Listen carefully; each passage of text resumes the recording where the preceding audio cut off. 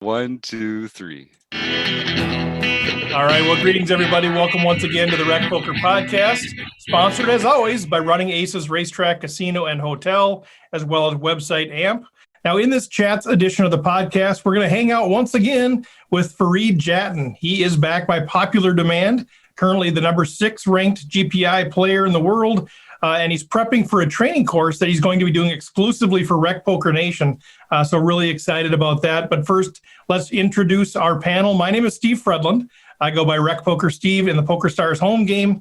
And one of the things I've really noticed here lately with all my business coaching and with poker is that the key to success is first having absolute clarity on what your definition of success is. And I'm Chris Jones, 5x5 on PokerStars and Twitter, and I'm wishing you a happy new year. I'm hoping it is a big return for us all to live poker soon. Yay. Yeah, I'm Jim Reed, Bluff Serini in the home game and at Hold'em_Steelers on Twitter. And my New Year's resolution is to win a bronze pin in the month of January. And my name is John Somsky, and I'm Poker Geek MN everywhere. And today I bring you a quote by the late, great Lou Krieger.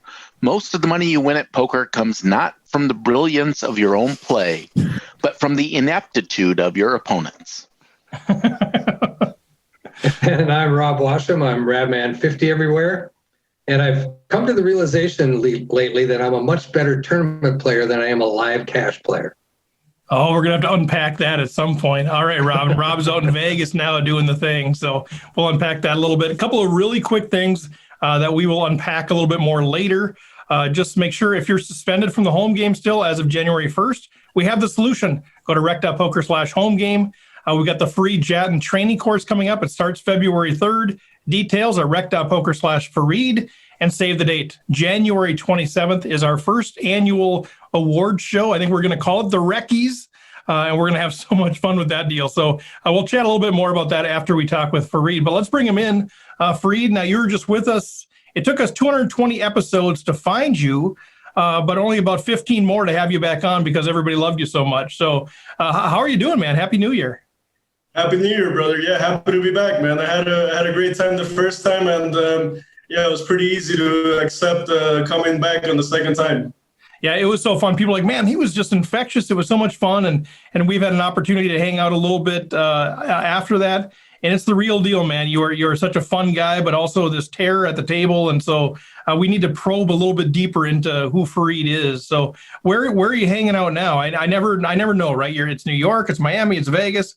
Where are you at right now?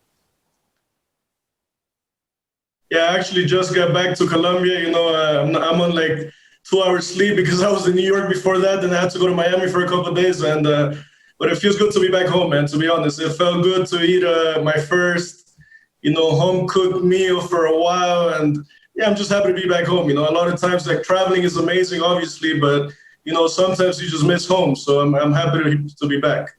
And one of the things that we've talked a little bit about is how much you just love the country of Colombia, right? And that seems to be a common thread among Colombians. They just love the country. So tell us a little bit about what is it about Colombia that you just love, and maybe what's the first meal that you had when you got back home that you were just kind of craving? Well, I think number one, the energy of the people. I think here in Medellin, which is where I'm at right now, people are just really, really welcoming and just really good vibes. And you go somewhere to eat or anywhere, and the service is amazing.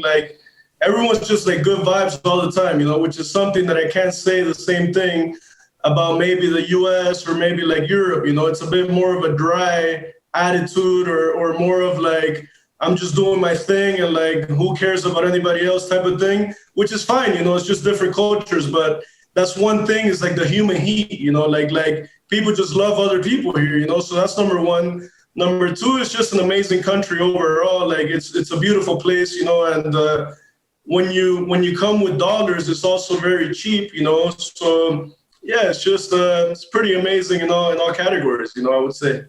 Last time we chatted on the podcast, you mentioned having us come over and do a RecPoker trip to Colombia, and I know you were serious because you're a host, and we were kind of having fun with it. But I've had 3 or 4 people since then saying seriously, if we take a trip, I would love to go.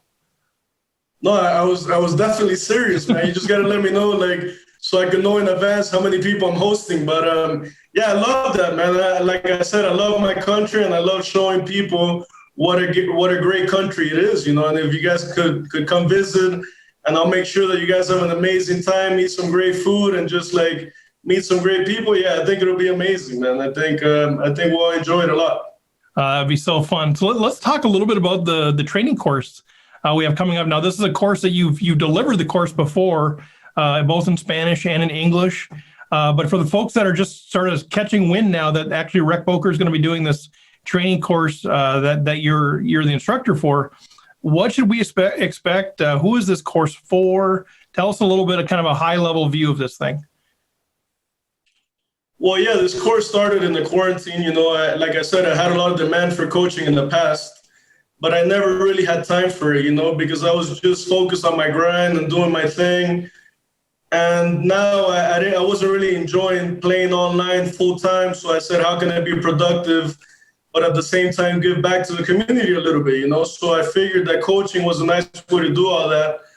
And yeah, I've had a great time, man. I've had a great time with the coaching. I think that it's been a big success. You know, I think a lot of my students, most of them are very, very happy, if not all of them. They've all seen clarity when it comes to their game evolving a lot, you know, and I think the key is that I found ways to simplify very complex subjects into a way where, you know, maybe recreational or maybe like mid-stakes type of player could understand very advanced things without really having to do all the solver work and all the other things that a lot of us don't really want to do, you know. So I think that's been the main key, is that I'm trying to personalize poker again, where you find a way to focus on your strengths, avoid your weaknesses while working at them, you know. And then, like you were saying before, which I thought was amazing, is that, you know, success first, you got to find clarity on what success means to you, right?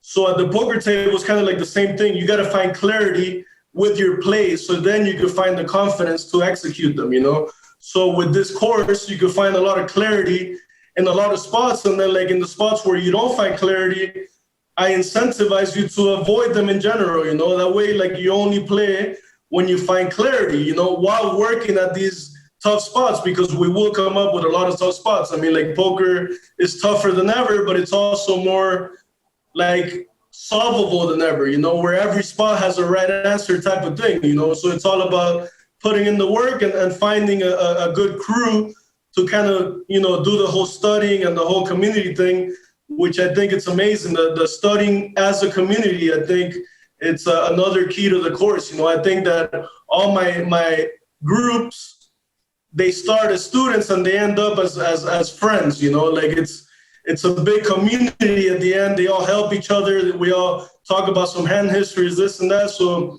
yeah, I think overall it's just a great experience for everybody, you know. And I've really enjoyed it because I really like to help the players, you know, just evolve. Like, that makes me happy. The other day, one of my students had 150K score. For me, that meant it was almost like more. I was more happy for him than I was when I win 150. So yeah, these type of things are very fulfilling, you know.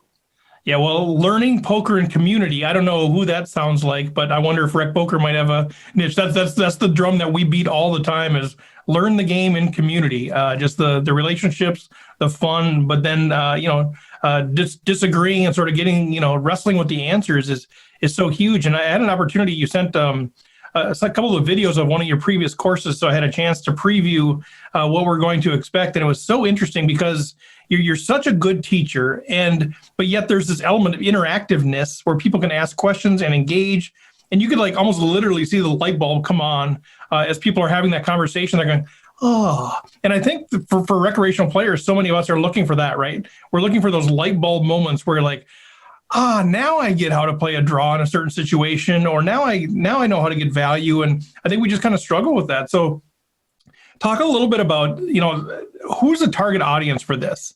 Because clearly, you know, you're one of the best players in the world, but you're able to explain it in a way that actually I can understand. So somewhere in between me and, you know, the top players in the world, who's kind of the sweet spot? Like, who are you targeting with this course? Yeah, I think that number one, you know, you got to have a deep understanding of the game, right? Like, you can't just be a beginner. But besides that, I think it's pretty much for anyone who has a deep understanding of the game. Like it ranges from people, like I've had students all like with a very wide range, from people just starting to play, but they understand the game, they really want to get better, to all the way to people who are playing very high stakes. And like I was telling you before, I want to make sure that I'm always kind of over delivering, where I'm actually providing value for you. If not, it wouldn't feel right for me, So I had one guy in one of my classes that plays very big, and I told him after the first class, I called him. I said, "Listen, man, like this might be a bit too basic for you. I mean, we do talk about very advanced stuff, but I know you play very big. I know you do a lot of solver work.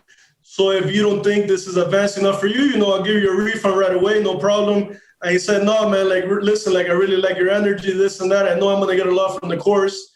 And fast forward to now, I mean, the guy's on like a 400K heater a month later, and it's just been, it's just been crazy, man. It's been, I think at the end of the day, when you do things with the right intentions and you prepare well for them, I think only positive things come out of it, So, I mean, I'm putting a lot of effort into it, and like I said, I think the key to the course is I've been able to simplify a lot of very advanced topics, and I found a way for you to see a lot of clarity, in a lot of complex spots, where you either got to avoid them or you got to take another route or really focus on what works for Steve and not what works for the solver, because that's something that 2020 we forgot, or 2021 now, we're kind of forgetting to think about, it's very robotic nowadays. So I want to kind of like personalize poker again is another key to the course, Jim, did you have something? Yeah, I did, because I've been poring over the material, the promotional stuff, looking at the schedule and the different kind of classes and how you break down the material that you want to go through. And I love the way you're building the curriculum, starting with raise first in, then talking about 3-betting versus flatting, and then just this whole defending the big blind, and then later talking about in position versus out of position. Like, this is stuff that I think it'll even help some players that want to know more about the game and don't feel like they've really understood it yet. Like, there's going to be a lot of conceptual stuff here that's really going to have that light bulb moment for them. Like, can you talk a little bit about why you talk about offense and defense in position and out of position? Because even just that kind of concept, I think, is going to be really helpful for some folks. Yeah, because I think that the mindset really shifts when you're playing defense or offense. And many people kind of think about the hand as the same way, where like, whatever, they have top pair and they got to go all the way to the river, whether they're playing defense or offense, or they want to bluff with a certain hand, no matter what, whether they're playing defense or offense. But actually that bluff might be 10 times more profitable when you're playing offense, because you're in position, you have a lot more information, you have a lot more clarity about the spot, So I break down, first of all, like you said, I break down the game to the most important parts that I thought were necessary to start crushing tournaments, right? So we start obviously with the most basic things, like the raise first in ranges, this and that. And then we get all the way to the flop, turn, river play, like you said, defense and offense, and also we go through different stack sizes. Like, I think it's a pretty complete course, And I also have a very interesting class, which is the winning poker mentality class, which I think mindset is one of the most important things in poker, So I have a few mental coaches who are all top notch, and they kind of design a plan for us or a 2-hour lesson for us, where it kind of, because I think in poker, a lot of times we play the victim card, we want to say that we're running bad or like a lot of times we hate mentioning the fact that maybe it's our fault. Maybe we're not playing too good, or maybe we're too weak at taking the bad beats. It tilts the shit out of us, like we take a beat and we can't recover for it mentally. So these type of things are very, very important when you want to get to the next level, So that class is one of my favorite ones. And another one is the special guest class, which actually has been super crazy, because I've had 3 special guests, One of them was Martin Jacobson, which won the main event. The other one was Damian Salas, which actually just won the main event right now twice. Yeah. And he's actually a very, very good friend of mine. And the other one was someone who won the Party Poker Millions. So it's like everybody's just been crushing out of control. it's been really crazy, man. I can't really explain it, but it's just been everything related to the course has been just booming. It's kind of like Bitcoin. You're the Bitcoin of poker training. I mean, I'm not trying to sell anything. I'm just saying, like that's what's been happening, man.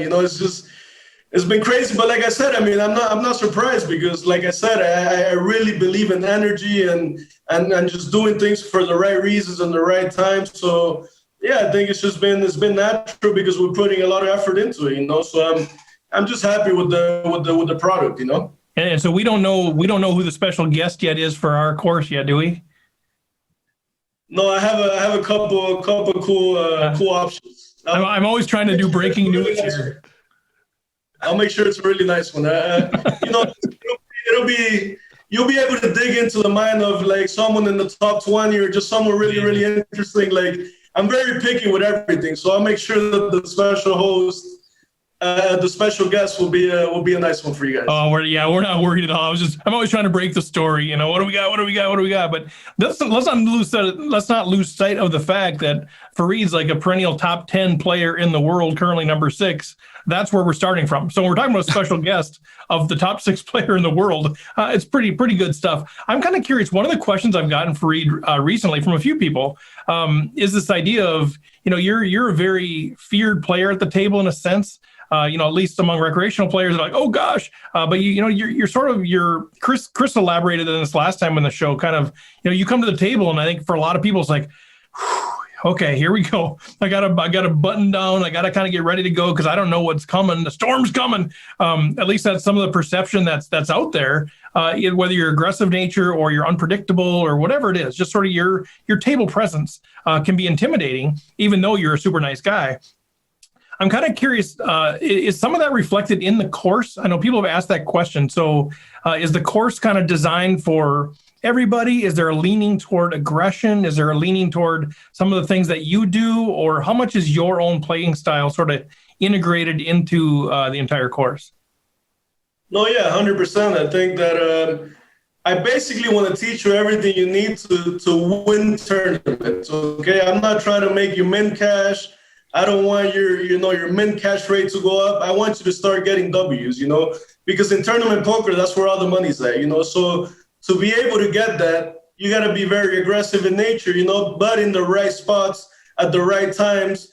And at the end of the day, like I said, I want to kind of personalize poker for you. So if being too aggressive is not your nature, that's fine too, Like I'm gonna give you a wide range of options in very complex spots where I'll give you all the way from the most aggressive option to the most passive one, but everything in between, like they're all correct. That's the beauty about poker, that there's so many spots with like 10 right answers. There's always one more right than the other one, but at the same time, when you have 5 choices to choose from, you kind of see which one is best for you, like which one fits my nature the best.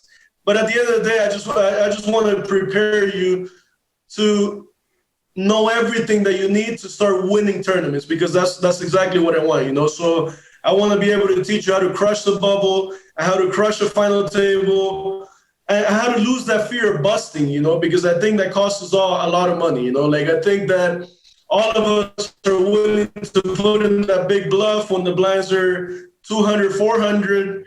But, when we're 10 left and we're 30 chips and we got to bluff the chip leader, that's when the money's made, So being able to pull that trigger, you need, number one, a lot of clarity. And number two, a lot of, you need to believe in yourself. You need a lot of confidence. So that's what I'm trying to give you with this course, man, So I got goosebumps. I don't know about the rest of you, but I'm like, let's go. Jonesy, you got a question here, but one thing, as I know, one of the people that's going to be attending is Doug Drabeck, and he's actually in the chat right now. He has the most wins in our rec poker home game this year. I'm wondering if maybe for Doug, we could tweak it a little bit and you could teach him how to win less. So that'll be one kind of thing we'll put out to you, Farid. I'll talk to you offline, but we're gonna teach Doug different things. So Chris, go ahead.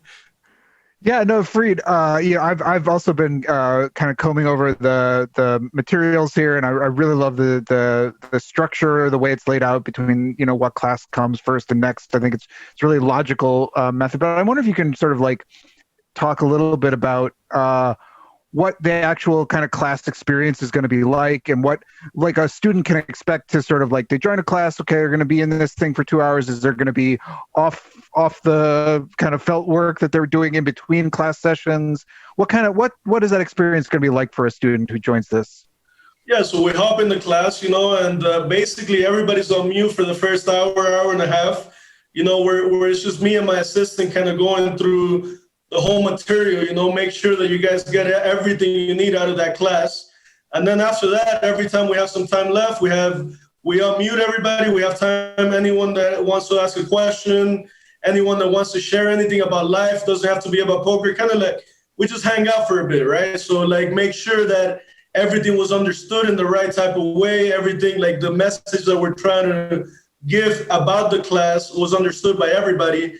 And after everybody's satisfied with the information, we kind of just hang out. It's kind of like a hangout spot where we talk about maybe a hand that you played that maybe has nothing to do with what we just went through, or maybe we talk about life, maybe we talk about something that we just went through that you didn't understand, kind of like just like a productive hangout spot, when we have time left. Because, for example, like I think like the flop, turn, and river classes are a bit complex, so maybe that takes up the 2 hours. So for that, we'll create a chat also, like a Discord channel or something like that, where you guys could actually type the questions and we'll be active on there answering and this and that. So at the end of the day, like I said, we just want to make sure that everybody's satisfied with the whole information and that everybody understood it in the right type of way, Yeah, I love it. I keep coming back to this too, but there's different people that have different training courses out there, and obviously we're associated with Farid, but I'm telling you, the energy that he gives off.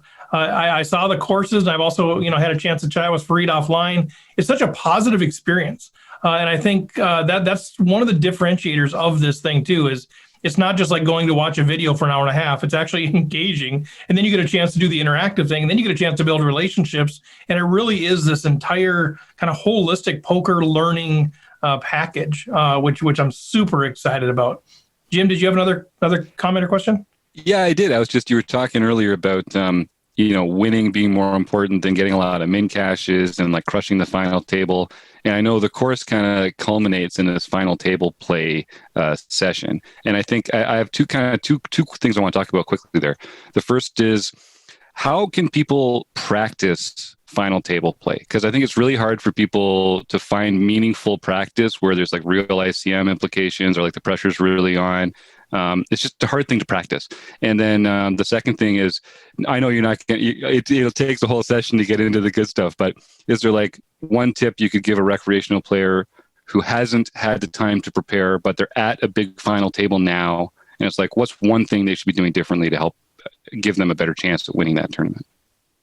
Well, number one, how you prepare for a final table, I think the best way to do it for now, like as far as studying goes, I think there's a lot of good live stream material with good commentators, so I think that watching those high stakes final tables kind of like, it's very good for clarity. It's very good for understanding what the ICM decisions look like, how the stack differences, your ranges, your, the style that your approach, because I think a lot of times we're kind of lost, like we're mid-stack going into the final table and we're kind of like just playing our cards, right? And that's not really the way to approach it at all. It's like, what seat am I in? Who do I got to my left? How do my stack play against the stacks to my left? Are they really going to be reshoving on me a lot? Are they going to be putting a lot of pressure on me? Because I'm kind of like in the middle of the pack and I got two big stacks to my left. So then I got to tighten up a lot, like it's very, final tables are very situational, so you really can't really prepare for a final table. You just kind of got to like watch and study a lot so you can know, like, if I go in with the big stack, I'm going to take this approach. If I go in with the short stack, I'm going to take this approach.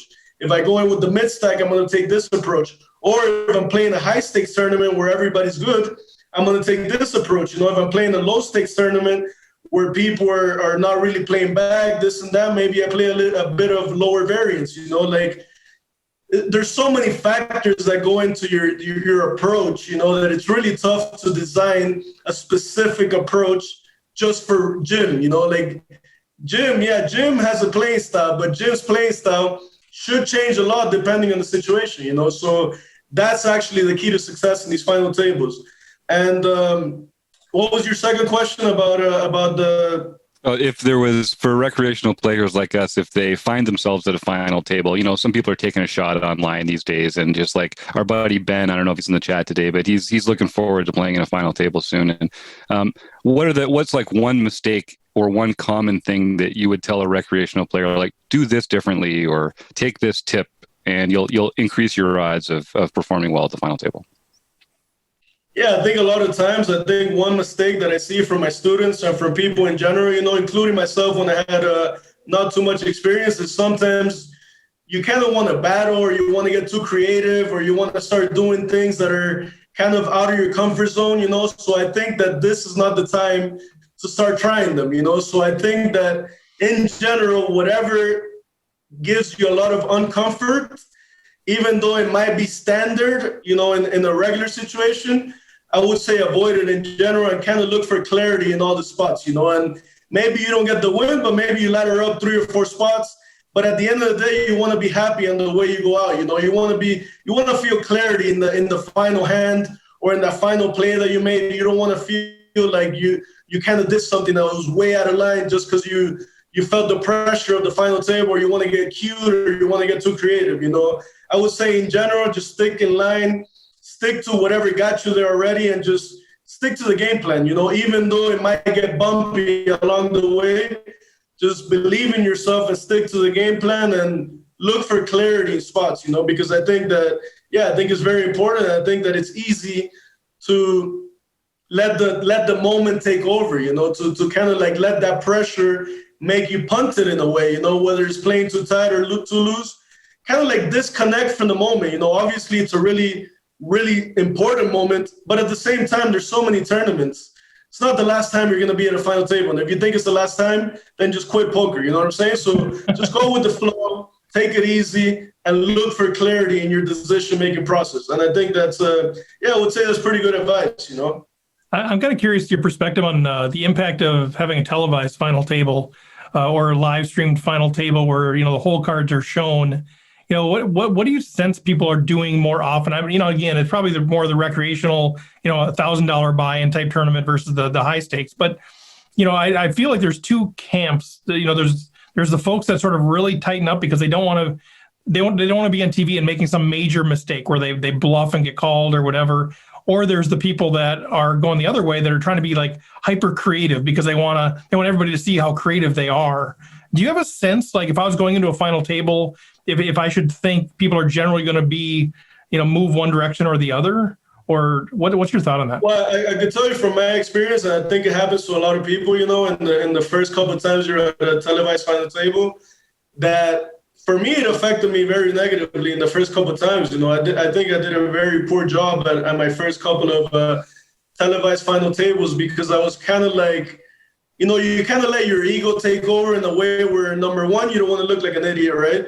Number 2, maybe you don't want to get bluffed on TV, not like stuff like that the ego kind of gets in the way, you know? And number 2, maybe you don't really have enough confidence in your game where you kind of just play your game because you want to make sure that everybody watching kind of approves your plays. You know, you want to play correct as far as what the standards of poker looks like. And that kind of affects you in a negative way most of the time, you know? So I think that the biggest mistake is that, you know, trying to fit in or trying to look good on TV. And it takes your focus away from the moment. You know, it happened to me a couple of times and it cost me a lot of money, but at the same time you learn from it, you know? So I think that it's important to have confidence in your game enough where you just keep doing whatever got you there, no matter if people are going to call you a fish or whatever, it don't matter. You're the one there. They're not here, you know? So people are going to hate no matter what, you know? That's what I've learned. And the second thing that I think is very, very important is a quote that Kobe said in one of my favorite interviews, you know, Kobe Bryant. He said that, listen, man, like you're not that important, man. Like, you know what I'm saying? Like, he's like, because they were asking him, like, how'd you get over the fact that you shot 7 air balls in a row in a very important, like, playoff game?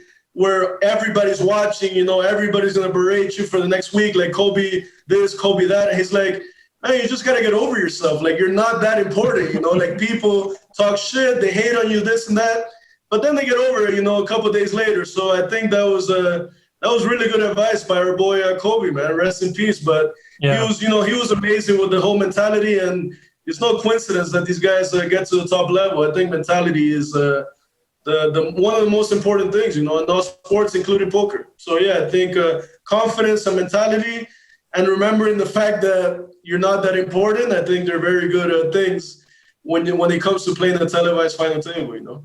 Love that. So I'm going to use that quote against John Somsky all the time. Whenever John thinks he's all important, John, you're not that important. Farid said you're not that important. I'm going to keep layering that on. Okay. John has such an ego problem. Yeah, I know. Start laying that on him.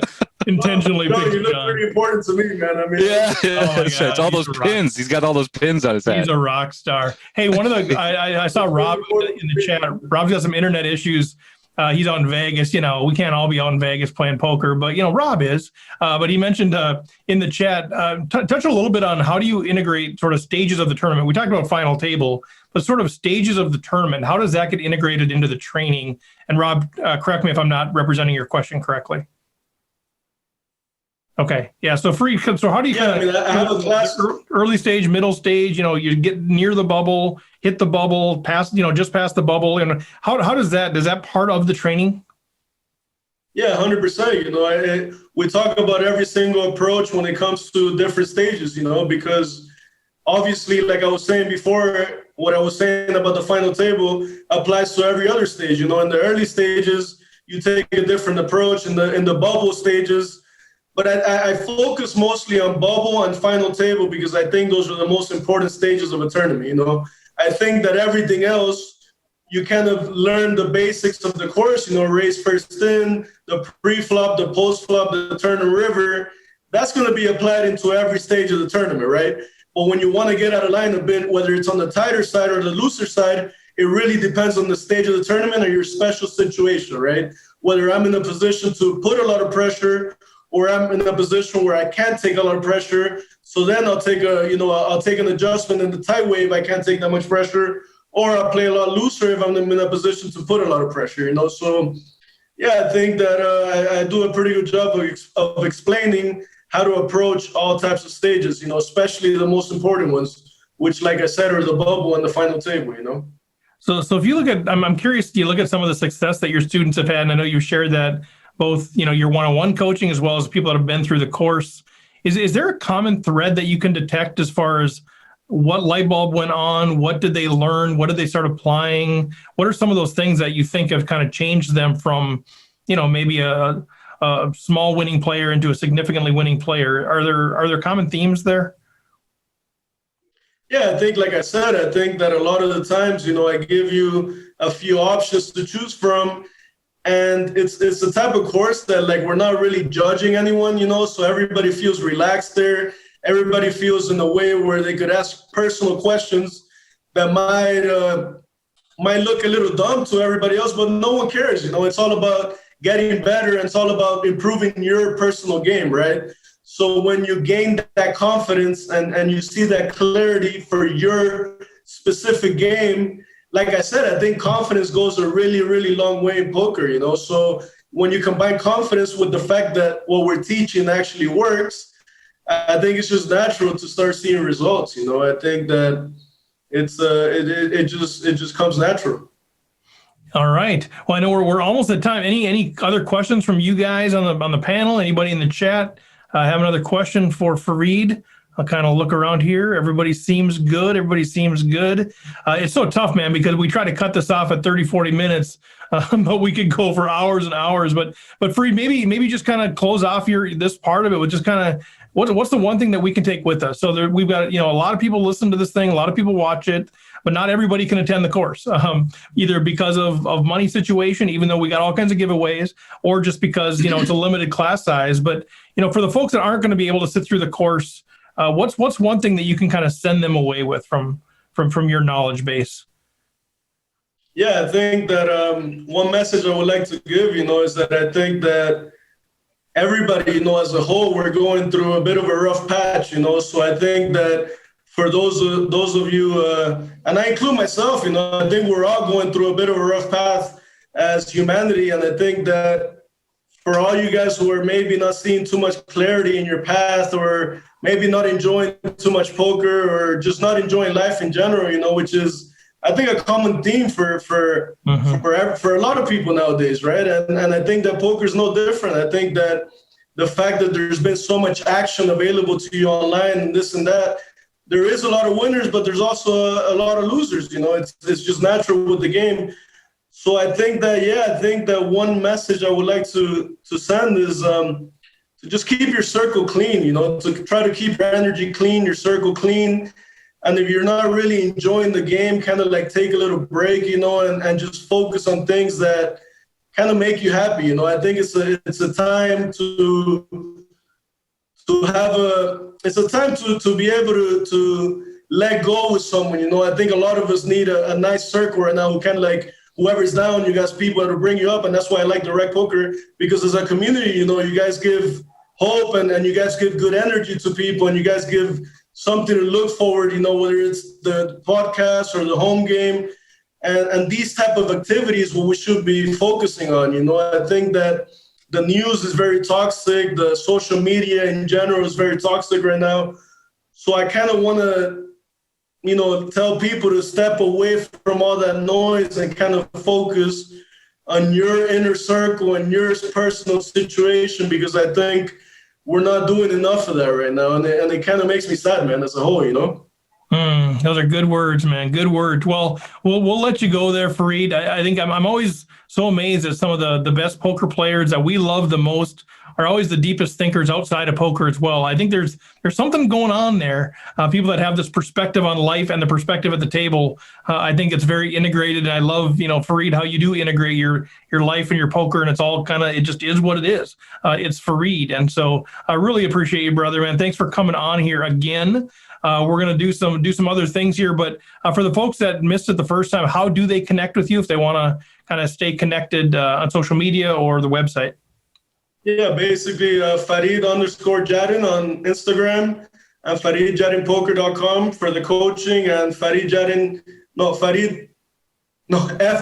gmail.com. I have so many emails, so many I forget my own email, man. But yeah, and to add to that, what you were saying about poker players, man, I think that if you let it be, I think poker is like an amazing life university, So I think that applies for everybody going through a rough patch. I think that it's just, you're going through the tough class in the life university of poker, Maybe you're taking calculus right now, which we all know that it's not an easy subject, But I think if you let the ups and downs of poker, which are way more aggressive than most things in life, just teach you, what makes you happy and what shapes you as a person. I think it's an amazing game, So I think that, we should focus on those things, whether we're going through the most amazing run or whether we're going through the biggest downswing, kind of like always focus on just taking it as an experience and as a life university episode, because to me, that's what poker really is, man.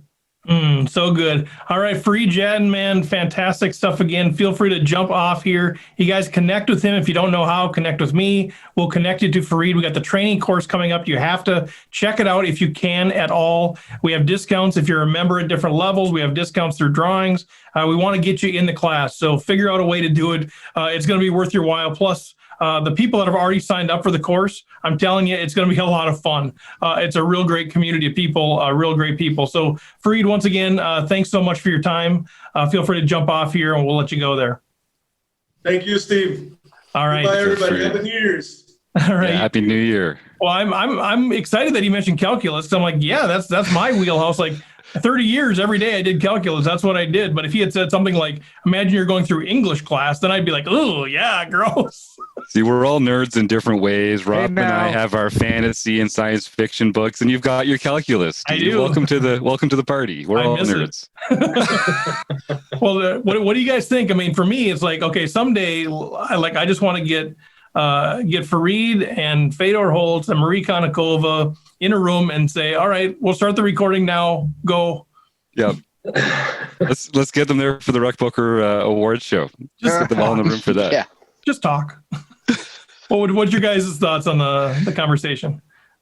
I just can't wait to get into it, man. Bring on February 3rd. I want it to be February 3rd already. Why isn't it February 3rd today? Quit wishing time away, Jim. Yeah. Yeah, don't do that. No, I think what I get out of it is he is, like you say, he's so infectious. He's so giving. He seems so giving, and he seems so willing to share his knowledge and not on just poker, but in life and everything else. And his approach to those things seems so down to earth that I'm really excited for this training.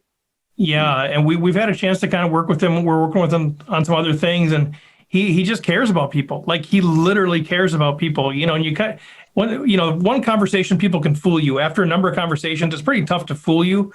Especially, I'm skeptical enough, but the guy really cares, and he really wants you to have a really good life. Like, that is his priority, even more so than a score at the poker table, which is super exciting, right? It's fun to be a part of that energy. Yeah, I don't want to give away any personal information, but one of our RecPoker Nation members happened to be in Las Vegas while Farid was down there, and Steve just put them in contact with each other, and they ended up spending several hours going out for dinner together. He met Farid's girlfriend and his buddy. They had some drinks here and there and had a great time and talked poker all night. He's a great guy. He's the real deal. He's a host. Yeah. He's this, on the table, he's fearless and aggressive, and you don't want to see him, but he's still like this really nice guy. And off the table, he's exactly the way you'd think he is. Yeah, I can't wait to get into this course. I'm so excited. Yeah, Chris.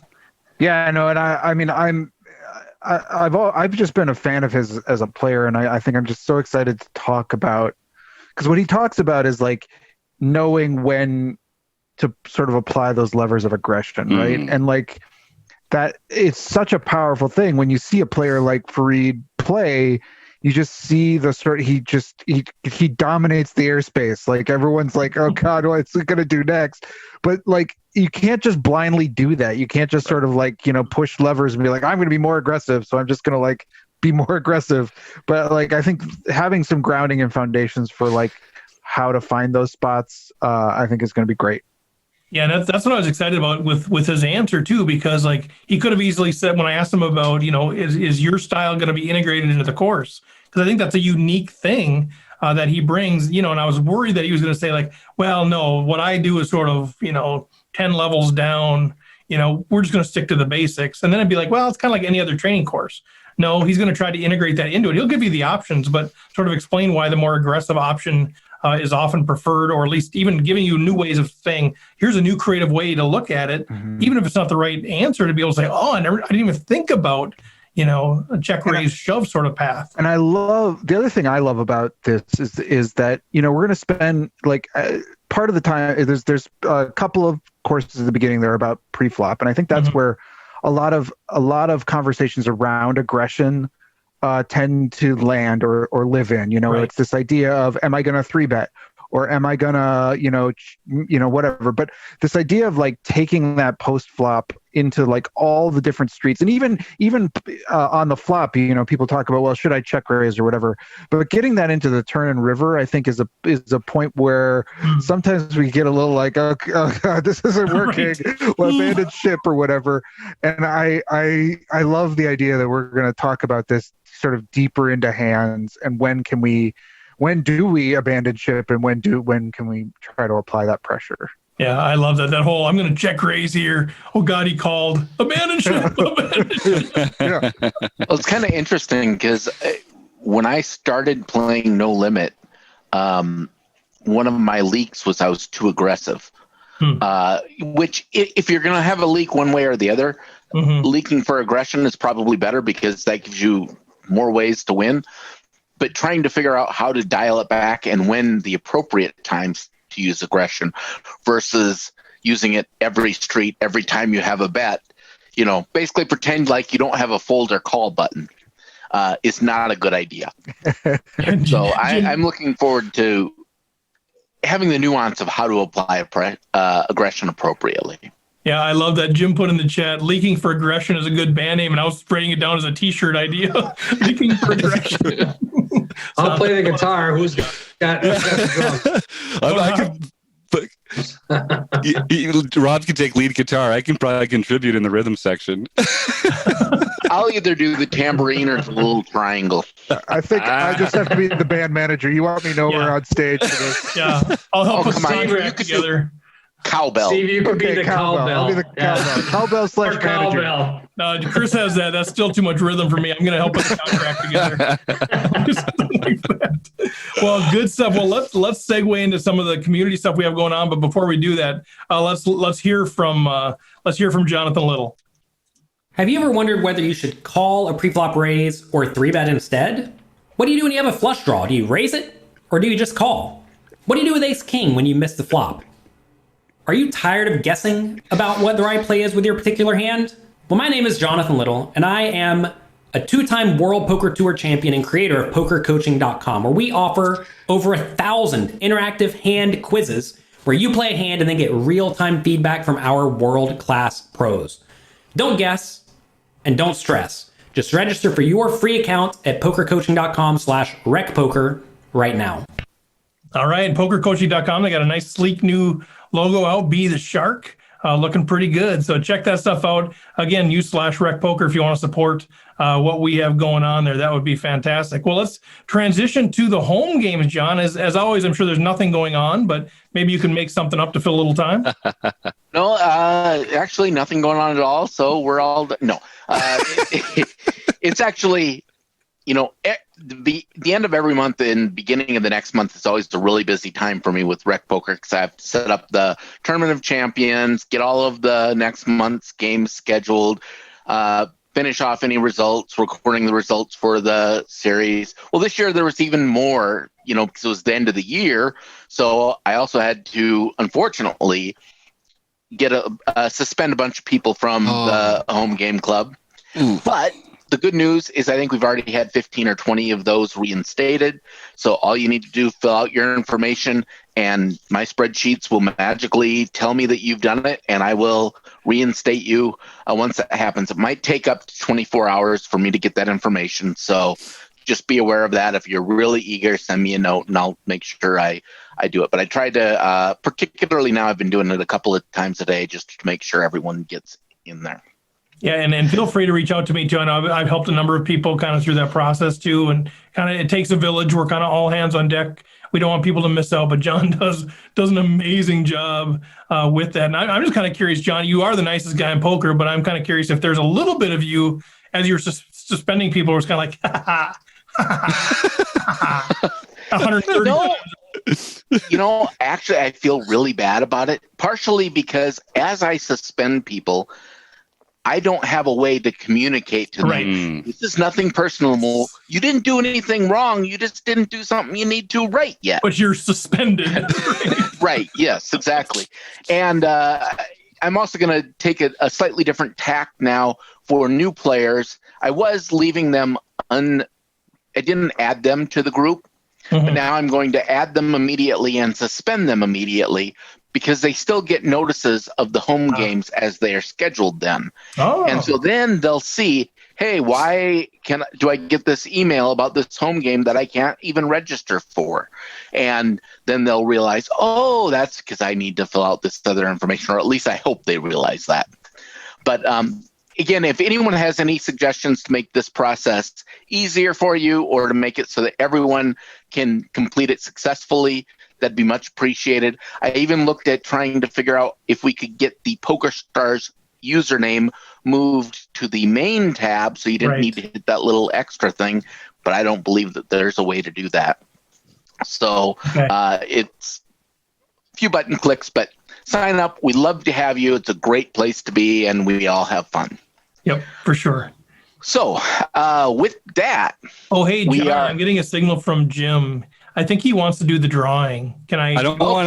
I don't want John to not be interrupted because that's going to break a streak. Well, then don't hold the dice up to the screen. No, that's what I'm saying. So we have to interrupt him. I think we kind of have to interrupt him. Right. Yeah, that's right. It was kind of going too smooth there. Sorry. I thought way too smooth. And me getting the audio cue correct, this is way too smooth and polished a podcast so far. So let's break in here. We've got 7 attendees, so I get to roll one of my nerd die. Well, that's why he was excited. It was more than 8-sided. So we'll strike 8. 8's the reroll. And we'll go alphabetically from top on down. Let's go. Who's going to get $50 off the free Jattin training course? Number 2. Number 3, Jack Burke. All right, Nice, Jack, send me an email, jim@rec.poker, and we will get that on your account. Congratulations. Yeah, just so people know, if you've already paid for the course, you're still eligible to get up to $200 in discount. So don't let that be what we'll do is we'll just refund you the $50. So we'll just don't give you feel like, cash. I shouldn't register because I might win. I will just refund you after the fact. So secure that seat. Jack. Abner. All right, John. Sorry, John, were you in the middle of something? No, not at all. Actually, that was a really good break. And congratulations, Jack. Okay, so on December 28th, LTP4 of spades. Anyone know what that might mean? LTP4 of spades? Brandon, tell us, man. But anyway, I don't know what the LTP stands for. But Brandon Smith won that tournament, his first daily tournament. Convincingly, Eric Jin got his 6th daily tournament. I know that guy. Yeah. RecPoker Steve got his 5th daily series. What? Redland. Man, I was up against Glass Jaw. Holy cow. And partially that tournament, I saw the screenshot, partially that tournament was won at the hands of the best hand in poker. It was. I sent him a screenshot, baby. Pocket 5. You sent him a screenshot. I did. Of course. Every time I have pocket 5s, I get ready to send the screenshot. Yeah. So thank you, Chris. Excellent. It was like heads up, right? And you had pocket 5s, you got a set. Let's go. Yeah, it was I think it was heads up or 3-handed or something. It was shorthanded when I got it. Shorthanded. It was final table. It's kind of interesting because right there, Chris looked kind of like a proud father. The fact that I think he might be younger than Steve. Oh, yeah. Yeah, there's no doubt. Kind of funny. Hey, John, I just want, was it LTP4 or LPT4? LPT4. Ah, dang it, I thought I found it because there's an LTP4 framing angle plate for construction, but that's not it. Anyway, ISNNMA Isanma Spike got his 2nd daily series tournament and officially won the last tournament for RecPoker of 2020. Nice. Well, congrats. And then Keck Geek 65, Jacob Keck. There you go. Won the very first tournament of 2020 and got his first daily series victory of the year and 10th overall. That's appropriate. I think he might be the player to beat. No offense, Doug, but I think Jacob might be the guy to beat in 2021. So, Doug, you're going to have to ramp it up a little bit. Yeah, it's looking like those are the 2 powerhouses at this point in time. Although, it's early in the year. Anyone can come on here. We don't want to call it done just yet. And then, of course, we had Kelly S. 1962-20. Kelly Stork got her first daily series victory of the year, 2nd lifetime. Then LTP 4 of spades, Brandon Smith got another victory in the daily mixed event on January 2nd. Whoa. There is an LED. There's an LED light that's called an LPT4. So I'm going to start referring to Brandon as LED until he tells us what it means. All right, there we go. Good luck, John. It burns efficiently. East Coast Bitter Ben got his 2nd international series title, first of the year, and Evil Roy CA got his 4th international series title. Couple of Canadians spreading out the ranks. I love it. Nice work, boys. And then yesterday, Brown Eyes 13-120, Nikki Smith got her first daily series victory.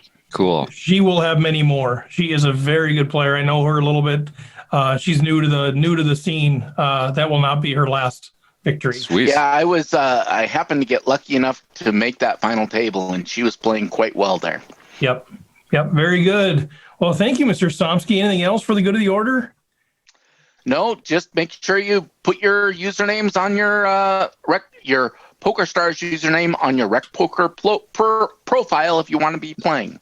Yeah, and you did a great job. I mean, honestly, all the people that you kind of got that list tapered down, I know it's a ton of work, but I'm encouraged still that, at least 20 of those people right away were like, what happened? Why can't I get in? I got to get in. So there's a craving for people to get in. So we are doing the best we can to get you all in there. So thanks for your hard work on that, John. Yeah, and despite the fact that we have been announcing this, for it's been almost 2 months. Yeah. We started, in the early November, telling people that this was going to be happening.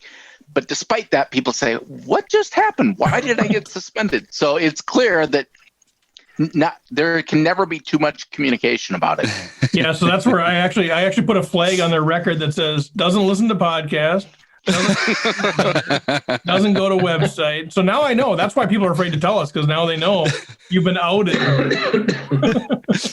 And John, one of the things just that some people might not know if they aren't perfectly caught up is you're also doing the Saturday night practice mixed games, right? That's a new innovation in 2021. Yeah. So every Saturday there's a mixed game, and it's in the variant that's coming up in the monthly mixed game. Is that right? Correct. So we have one more that's going to be, for example, our no limit 5-card draw. And then after that, we're going to deuce to 7 single draw, because that's going to be the next tournament that we have.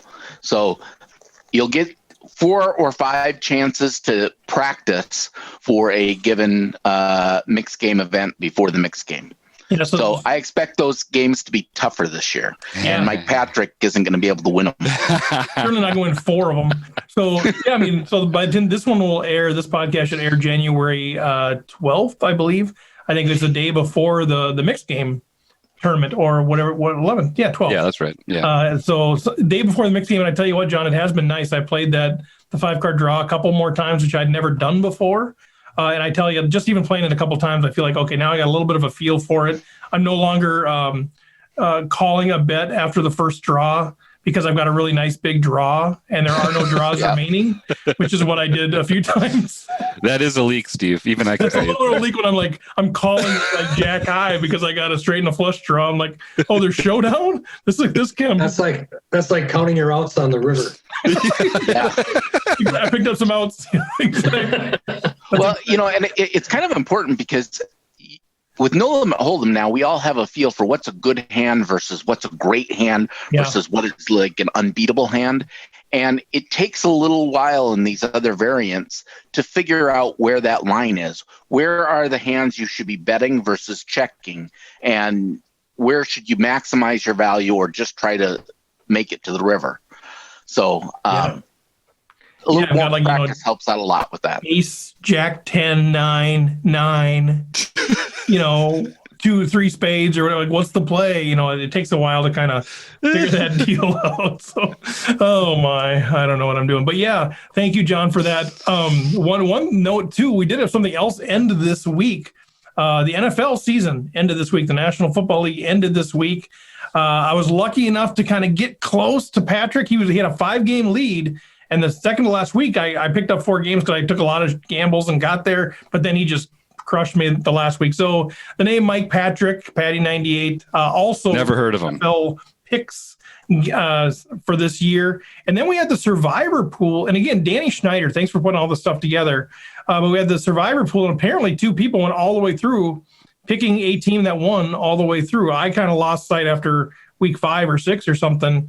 But oh man, I should make John say these names. Hawahaka and Ivor Big 1-2, whoever they are, they won the Survivor pool, and I think those are all eligible for a bronze pin, if I'm not mistaken. That's an additional series. Yeah, I don't know if we're gonna have to get Huahaka and Ivor cut it in half or something, or maybe we'll just big up and send them each one. We'll set that up in the boardroom. You can decide, Steve. Yeah. Impressive to do it. 17 weeks in a Survivor, so yeah, and you can't pick the same team twice, right? So they strategized it and figured it out. So speaking of somebody who went out week 1, it's hard to go 17 weeks. I got down to the last 5, but you were? I blew it. When did you go out? Probably 3 weeks ago, 4 weeks ago. What team did you end? Do you remember? I think I picked Kings against Dallas. Oh, right. Come on. God. So do I have to mail the my Steelers first week? Yeah. All right. Well, anyway, congratulations to Mr. Patrick again. You know, we're having the awards show coming up, and I don't know how much we're going to cross lines, but performance of the year, I think Mike is already in the mix for mixed games. This maybe gives a little bit more. It's like returning a punt for a touchdown when you're in there running for the Heisman, right? And a little bit more of a little punch there. So I don't know where things are going to land, but go ahead. Sports betting, the ultimate mixed game. Ultimate mixed game. So what else we got, guys, going on? Robin, into the book study that you want to share? Yeah, we've got one more session of the book study, and then on the third week of January, we hope to have Chris Wallace on board for a Q&A about the book. Nice. Then, as we talked about before, we're going on break in February because of the Farid training. And I'm asking people to send me a tweet on on any of the books that they would like to see us cover in the future. And I think I've got a list of like 6 or 7 books already from people. So we got a good mix, and maybe as we get into February, I'll put out a poll or something on Twitter and put the top books that people have suggested and get a final count of which book we really want to start to get into in March. Yeah, that would be great. And if we can figure that out, then we can kind of reach out to the publisher and stuff too and see if we can get some free copies or something too. John? Sorry. I was going to say, don't forget, I mean, although he announced it at the beginning, that's at Rabman50, RABMAN50. Yes. That's who you tweet. That's my Twitter account. Yeah, send your twits there. Send your twits to at Rabman50. I don't want to see your twits. All our twits. We're all right here. You know all our twits already. I'm in a room with 4 other twits right now. Mr. Jones, Mr. Seminar, Mr. RecPoker Education. What do you have to say? Yeah, I mean, new year, new plan for kind of all our seminars coming up. We're January seminar already recorded. The Tells and Reads seminar, we had Zach Elwood. Should be really great content. So cool. That was a really good conversation. And I am really excited for February when we'll be talking about flop texture, basically, is kind of the focus of what we're talking about. And I think it's one of the most important skills that a poker player can have. So we'll be talking a lot about it. And I think it'll be a really good conversation. So good. Well, I got a couple more things to bring up. If there's anybody in the chat that has questions or things that we should talk about, put those in there now as we're kind of wrapping up here. But we've already mentioned the home game thing. If you're suspended, reach out, go to rec.poker/home game. All the information is there. Feel free to reach out to me as well. We can walk you through that, no problem at all. Farid Jattin training course does start February 3rd. Details at rec.poker/Farid, Farid. And Jim's got all kinds of drawings and giveaways going on. We're doing stuff every time we have a member event. We're giving something away. We got the weekly drawing. He's putting Easter eggs all over the place to look for those in the forums, look for those in the newsletter, ways to get entries to try to win some discounts there. So take advantage of that stuff. And then January 27th is our awards show. Super excited. By the time this airs, we'll be a couple weeks away. January 27th, 6:30 p.m. Central, so 7:30 Eastern, 4:30 on the West Coast. Should be really fun. I tell you what, Danny and Colin have been putting this together and doing a magnificent job. We're having way too much fun. There's some pretty cool surprises that you panelists, I think, will really enjoy as well. But it's going to be really fun, and we're putting we've put surveys out there for nominations. We got those back. Thank you. Got a lot of nominations, so that sort of helped formulate some of the finalists, I guess. And now we're putting the finalists out in some of the categories out to the nation. So if you don't know where to find the survey link, go to rec.poker. You'll find it out there. We'll keep building out a page for that. But yeah, so do that. It's going to be super fun. The night's going to be really fun. A number of pros that are going to be giving awards away and then listing the finalists, the nominees. So it's kind of fun, right? There's a chance you can get your name listed by Moneymaker or Maria Ho or somebody like that, which is pretty fun as well. But a lot of fun surprises up our sleeve for that night. Let's see. Anything else that we need to chat about? Anything else, you guys? I was just going to say I've been real impressed with, as far as the awards go, both Colin and Danny have been asking, oh, can we get this stat or this stat for the home game? So I'm really looking forward to seeing what they pull up there, and it should be a lot of fun. And they've got a lot of really good ideas for what those stats are. I don't want to give it away in case they want to keep it with some really fun things, some really interesting ways to cut the data and look at some things. I think the biggest things we're telling them are 90 minutes max, guys. So I think they want to give away about 600 awards. We're not going to be able to do that, but it's going to flow. It's going to pop. It's going to be good. We're going to do some interactive things. We're going to put out some polls for everybody that's in attendance. Just kind of fun questions on different things. Maybe give some stuff away there as well for the free course. I don't know, Jim, if you know what we're giving away at all, but that's a week before the course starts, so we can give away some things there as well. Do you have any thoughts on what we're going to do there yet? Oh, it's just like cash everywhere flying down. It's just going to be like, oh my gosh, do we have the Oswald statues? I don't know. I was just wondering. Yeah, I thought you were making those. I thought those were. Oh, damn. I'm pretty sure the St. Oswald was in Radman 50's Twit account somewhere. Yeah. No, all right, guys. You realize every award show ever has run over since the beginning of time. I know. So, holding it to a tight 90 is going to be pretty difficult. I know. We told them 60. Yeah, we told them 60. It's like my dad. Dad, what time T-ball practice over? 3. So he gets there by 4, right? It's one of those. No, so it's gonna be fun. I have a mom like that. Don't tell anyone. Oh, I won't tell anyone. No, we're gonna. And I would encourage you, if you're gonna do it, kind of jump on early. We're gonna have some stuff scrolling. We're gonna have like all the Tournament of Champion winners there. We're gonna have different things kind of scrolling before the thing starts. And afterward, we're planning on putting together some blooper reels and stuff, like me trying to talk and say blooper rule. So it should be fun. Should be a fun night. But yeah, John, you're probably right. We're gonna need to give the hook.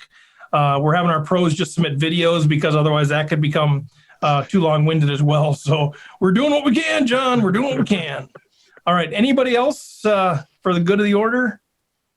All right. Fantastic. Well, let's see. So go to rec.poker, sign up for the newsletter. Thanks to our sponsors, smallbusiness.com and Running Aces Casino, Racetrack, and Hotel. Thanks to our guests, Farid Jattin. Thanks to our panel, John, Chris, Rob, Jim. Thanks to Eric, Doug, Jack, Kim, Martha, Robin, Jamel in the chat. We'll chat with you next time.